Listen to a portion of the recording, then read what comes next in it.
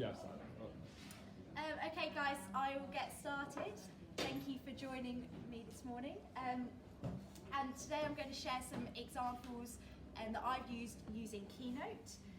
So what I'm going to be looking at is how students in my classes have collaborated using Keynote, linking maths to real life using their photos, videos, text, drawing and audio.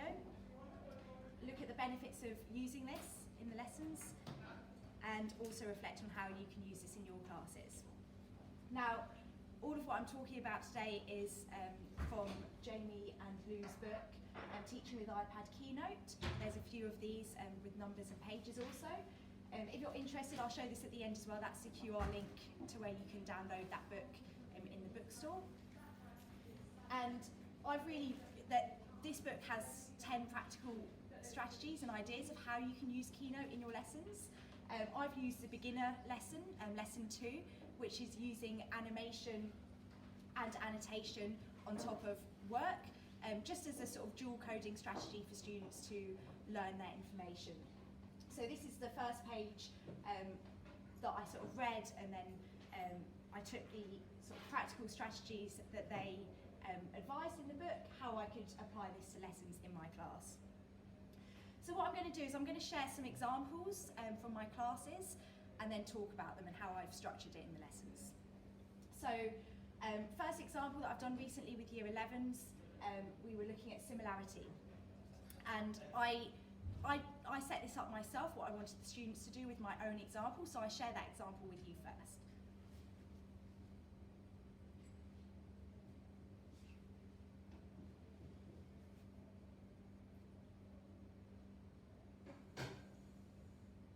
As my scale factor is 3, I'm going to multiply my length by scale factor 3 to give my enlarged length.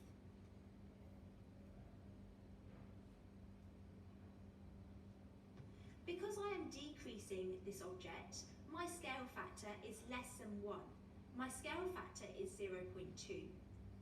Therefore, I want to multiply my area by scale factor k squared, that's 0.2 squared, to give me my new decreased area.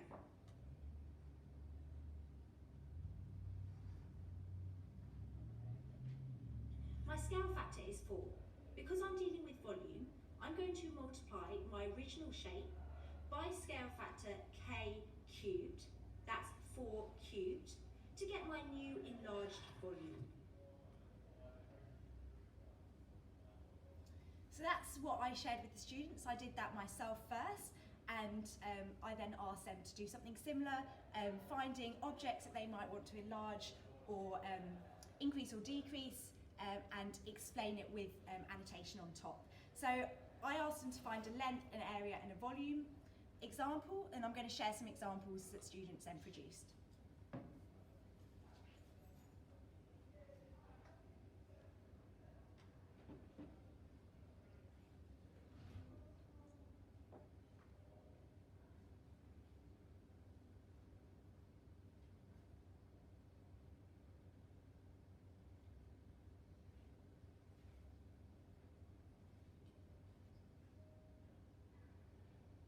One dimension, linear. I have a pencil, but I seem to always run out of pencils from sharpening them. If I could make it longer, then it would last much more. The length of the pencil is 17 centimeters. If we multiply this by the scale factor of 1.5, we're just multiplying the length by 1.5. 17 times k equals 17 times 1.5 equals 25.5. The length after being scaled is 25.5 centimeters.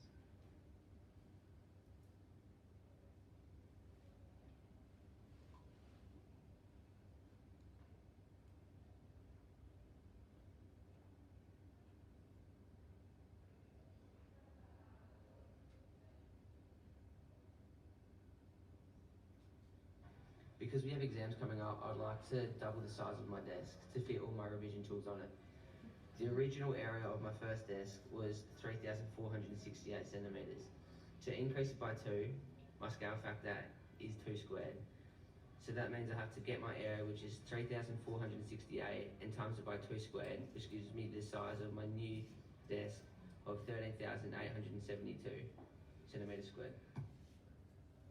And you can see in that example, they've actually annotated using the Apple Pencil. In the previous example, there was text. Students have also there used the Measure app to do the measurements, which, if you explore with, is sometimes a bit temperamental, but also a handy way to be able to use measurement without the use of a ruler if you don't have that to hand. And then the last example with volume.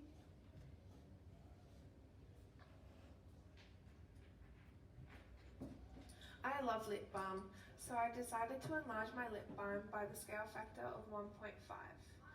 The starting height of the lip balm was 7 centimeters and the radius was 1.5 centimeters. This makes the volume 12.37 centimeters cubed. To enlarge the volume, I times the volume by 1.5 centimeters cubed. This gave me the last volume of 41.75 centimeters cubed. Therefore, my lip balm has been enlarged by 1.5 centimeters, which is the scale factor. And here, the student has just annotated in their notebook and then taken a photo and put that in. Okay, so that was an examples with the year 11s. I also did this with year 12s. I'll continue to sort of look for ways I can do this. This topic, I looked at sequences and got them consolidating their learning from class on sequences using this. The numbers on the lot go up by increments of 5. This is an arithmetic sequence. The recursive rule is Tn plus 1 equals Tn plus 5, where T1 equals 0.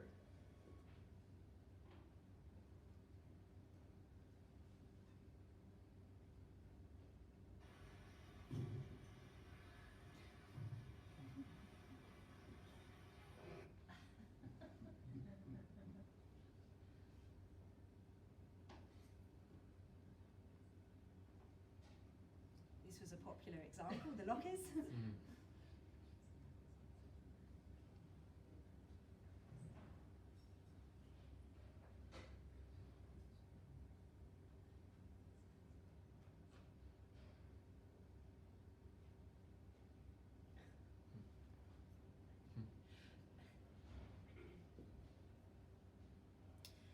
So there's some examples of student work and how I've scaffolded this in class.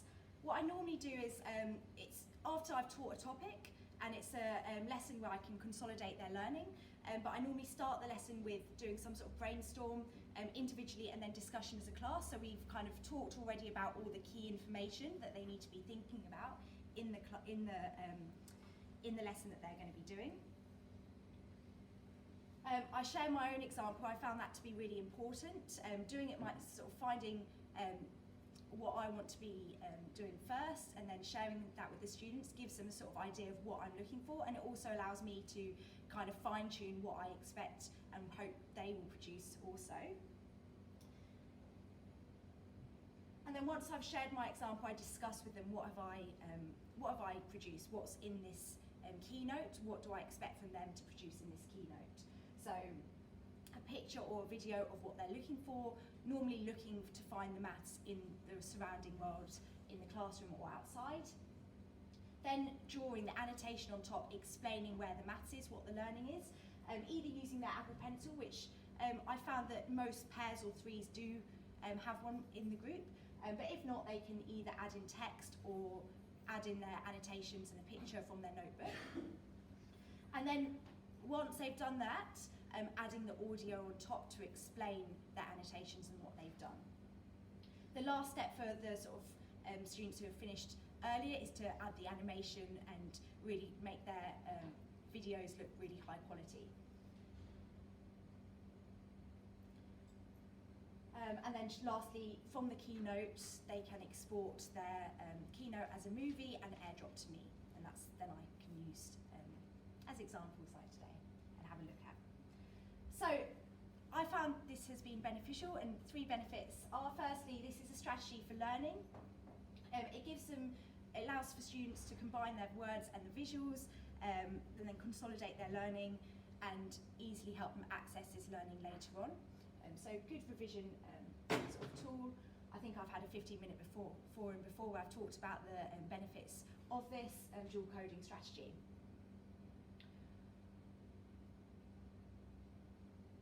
it really allows you to easily identify some misconceptions that students have. So as I watch these back afterwards, I can see some common errors and then just talk to the students about their errors that they've made. So I can see there an example where these girls have thought this is a geometric sequence when in fact it was an arithmetic, if they're increasing by 1.5 inches their height. And then also another example where I looked at unit pricing, students multiplying wrongly. So it just allows me to quickly identify misconceptions. And lastly, students are collaborating to discover connections between their learning and the real world, linking to our pedagogical principles. Ignite the spirit.